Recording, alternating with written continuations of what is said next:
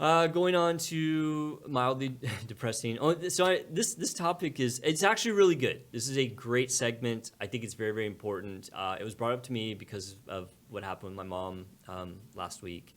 And so this is a segment on the importance of a living will, which I've dealt with these. I've been on the doctor side of it. This is my first time being on the patient side of it, as if you saw the opening segment, which sometimes you won't if this is cut as a separate segment. My mom did pass away last week, and she was in the hospital for a few days before that happened, and was pretty much incapacitated. And so I was the power of attorney for her, being the doctor in the family, and so I was going to have to make some seriously tough decisions. And fortunately, my siblings are all very level-headed, and I think we would have all been on the same page anyway, but I didn't actually have to make a lot of these hard decisions because my mom had made a living will. Yes. And so, are you guys familiar with living wills? Mm-hmm. Yeah. Okay. I never know, because I'm so deep in medicine, I'll say things and think, oh, this is something everyone knows, and then nobody does, and then I'll think of something else that I think, maybe no, this isn't common knowledge, and it is. So, okay, so living will is pretty well known. And like I said, I've been on the other side of this as a physician, more when I was doing general trauma surgery, where you had patients that would potentially become, incapacitated or comatose, and then you'd have families, fighting over what was the right care, and that can be very, bad for everyone involved.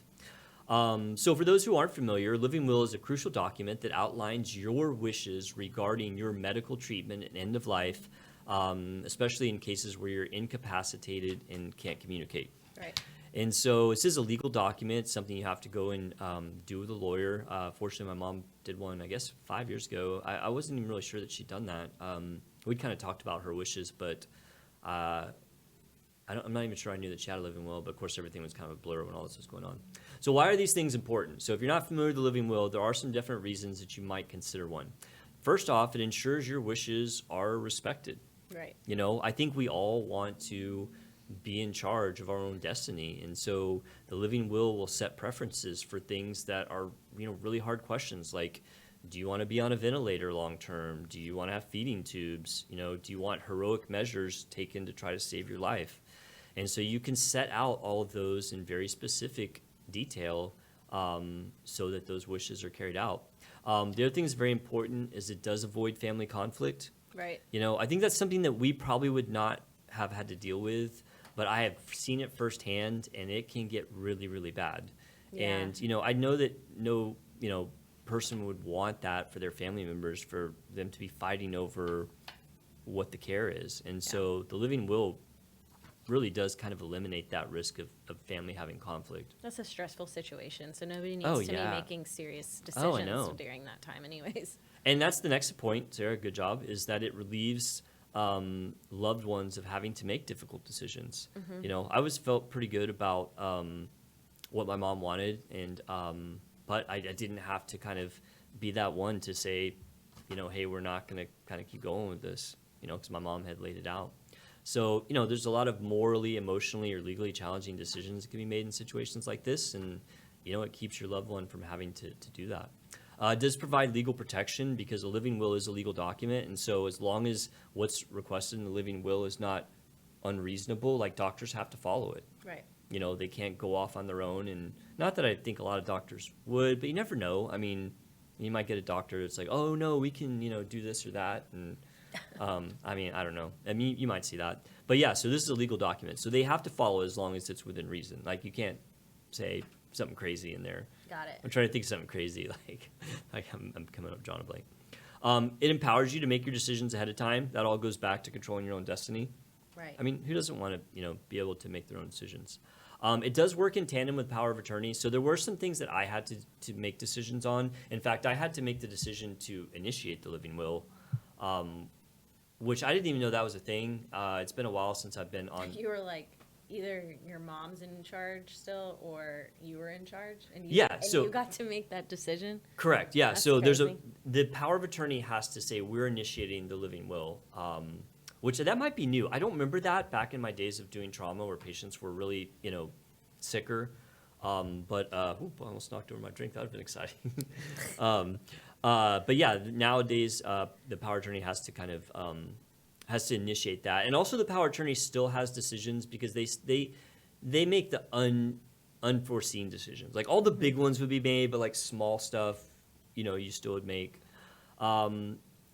Peace of mind for you and your loved ones. I think that almost everyone would want that, to know that there's not going to be some big problem with you and your family at the end of life. There are a few things to consider if you're considering doing a living will, which, in fact, my wife's like, we need to get a living will. After all this, she's like, we need to get a living will, we need to get a will. I'm like, yeah, I know, we don't have any of that stuff. But your treatment preferences, and that's something lawyers can help you with. You don't necessarily have to go to the doctor. The lawyers who do these things know, and they can go through with you line by line to make sure that, you're hitting all the high spots or high points. Not high spot, high points. You do have to check with your state laws because some states are different concerning the laws of these. I don't know specifically.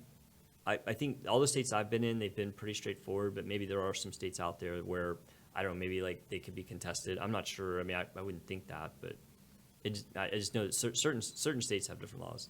And then also you can update it as needed. Because, as you get older, you might change your mind. I mean, if you're young, you might say, oh, yeah, do everything, heroic efforts, give me like the full court press to kind of keep me alive. But then, you get up into your 70s or 80s, you're like, I've had a good run and, maybe I don't want to be on a breathing machine or whatever. So if you make it when you're younger, you definitely want to keep it updated. Yeah, my mom has one. I think my oldest sister is Yeah, and you mentioned that you felt like your sisters would be they'd be crazy. Yapping. It'd be crazy if like if something happened.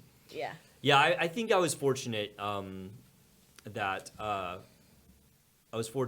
if she didn't have one, I think it would have been okay. But when my dad passed away, so I have two different sides of family. Like both my dad and my mom were married before they married each other. So I have brothers and sisters on each side. I would not want to have had to go through this with my dad's kids. There's one I'm pretty close to, but the others I'm not, and they're kind of out there, and so I think that would have been a nightmare. Unfortunately, we didn't have to deal with that. There wasn't like a lot of decisions to be made when my dad passed. It was kind of just happened. Yeah. So anyway, but yeah, I do think it's important, and it's something no one thinks. It's like getting insurance. Like you never think about it, but it's like really important to do. It's responsible. It's being an adult. Gross. Having a living, I know it's terrible, right? We have to be adults. It's crazy.